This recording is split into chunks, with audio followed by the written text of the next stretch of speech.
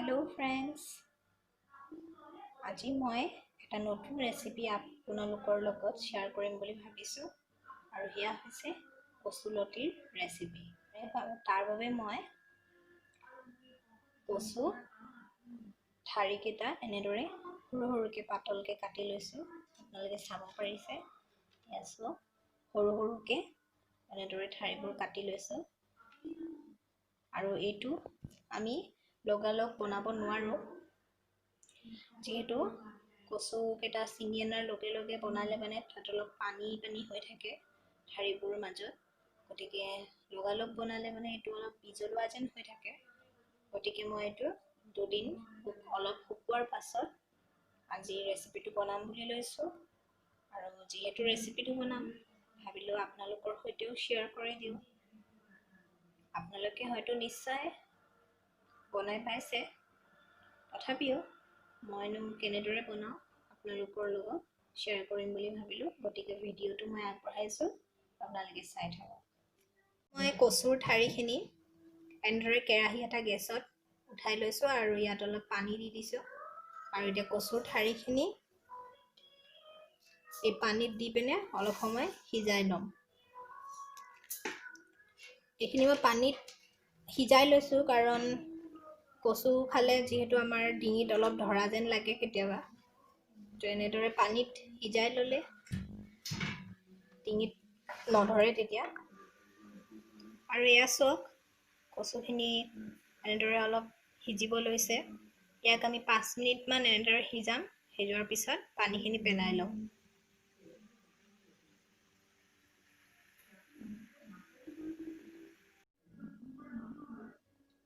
আৰু ইয়াক কচুলতি বনাবৰ বাবে মই এটা বিলাহী এনেদৰে সৰু সৰুকৈ পিচ কৰি কাটি লৈছোঁ, দুটা সৰু সৰু পিঁয়াজ, আদা নহৰু পেষ্ট আৰু জলকীয়া 3টা লৈছোঁ। আৰু এতিয়া আহক কচুলতি বনাবলৈ ষ্টাৰ্ট কৰোঁ। আৰু ইয়াত মই গেছত কেৰাহীটো উঠাই লৈছোঁ আৰু ইয়াত অলপমান মিঠাতেল দি লৈছোঁ। এতিয়া ইয়াত মই পিঁয়াজ দিম।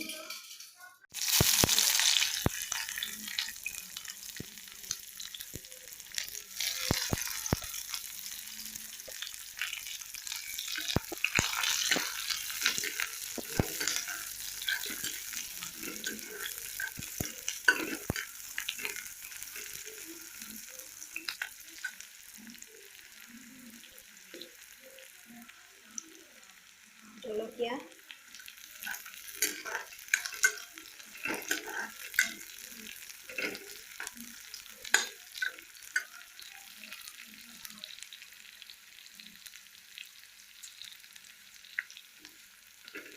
পিঁয়াজখিনি অলপমান কালাৰটো অহালৈকে অলপমান ভাজি ল'ম।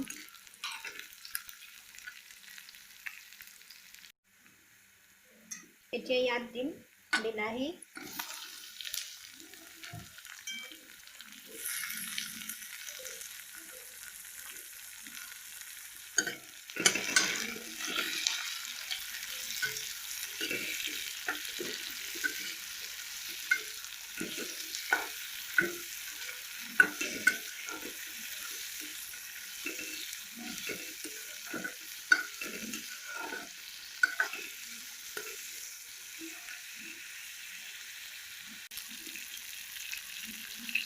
এতিয়া ইয়াত অলপমান নিমখ দি দিছোঁ বিলাহীখিনি সিজিবৰ কাৰণে।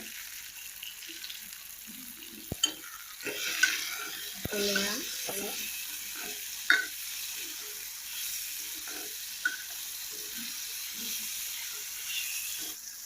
আমাৰ বিলাহী অলপ অলপ সিজি গৈছে। এতিয়া মই ইয়াত আদা নহৰু পেষ্টখিনি দি দিছোঁ আৰু এইখিনি ভালদৰে অলপমান ভাজি ল'ম। ইয়াৰ কেঁচা গোন্ধটো যোৱালৈকে এইখিনি মই পানীটো যাবৰ বাবে এনেদৰে কেৰাহীৰ পৰা গুচাই লৈছিলোঁ। আৰু এতিয়া সিজা কচুৰ ঠাৰিখিনি দি দিছোঁ।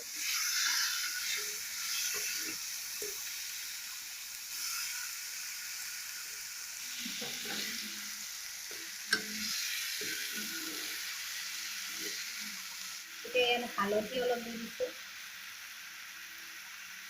অলপমান জালুকৰ গুড়ি, সেইটো অলপ জ্বলা জ্বলা হ'লে সোৱাদটো বেছি ভাল লাগে।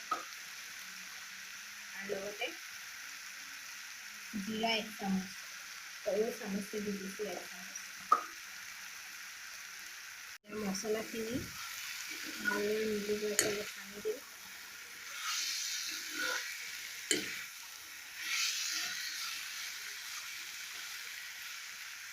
আৰু ইয়াত সৰিয়হ, পিচি থোৱা সৰিয়হৰ গুড়ি 1 চামুচ দি দিছোঁ।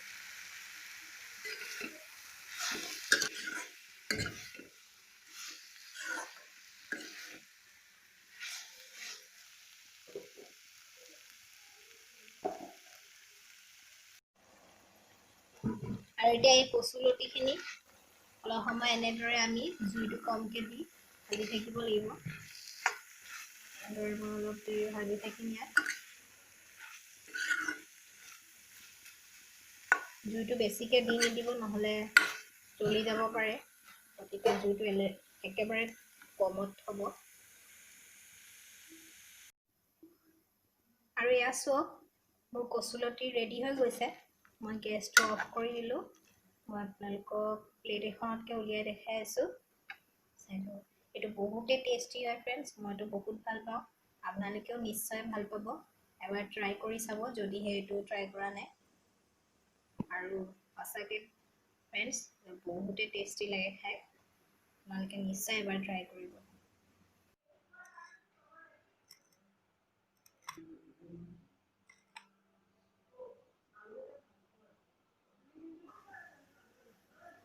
আৰু এয়া গৰম গৰম টেষ্টি কচুলতি মোৰ ৰেডি হৈ গৈছে।